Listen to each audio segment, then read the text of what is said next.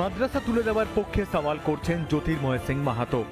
এমন একটা পরিস্থিতিতে মাদ্রাসা নিয়ে তথ্য ভান্ডার তৈরি করছে রাজ্য সরকার। নবান্ন থেকে নির্দেশ গিয়েছে জেলায় জেলায়, সব জেলা শাসকদের নেতৃত্বে শুরু হয়েছে সমীক্ষা।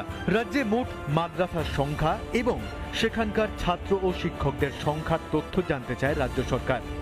যখন এই সমীক্ষা শুরু হয়েছে তখন বিস্ফোরক পুরুলিয়ার সাংসদ।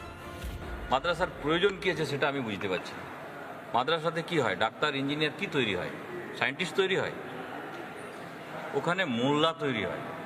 আমার মনে হয় মাদ্রাসা বন্ধ করে দেওয়া উচিত।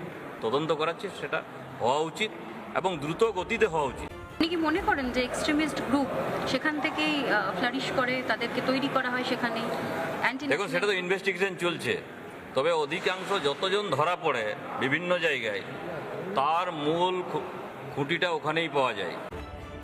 2002 সালের জানুয়ারিতে রাজ্যের তৎকালীন মুখ্যমন্ত্রী বুদ্ধদেব ভট্টাচার্য বলেছিলেন সীমান্তবর্তী মাদ্রাসা জঙ্গি তৈরির আঁতুড়ঘর, যা নিয়ে অনেক বিতর্ক হয়েছিল।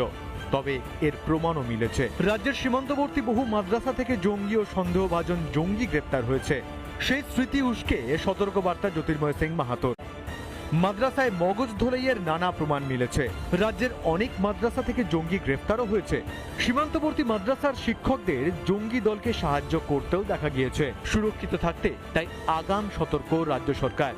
তৈরি হচ্ছে মাদ্রাসার তথ্য ভান্ডার, আর মাদ্রাসা তুলে দেওয়ার দাবি বিজেপি সাংসদের। রিপাবলিক বাংলা।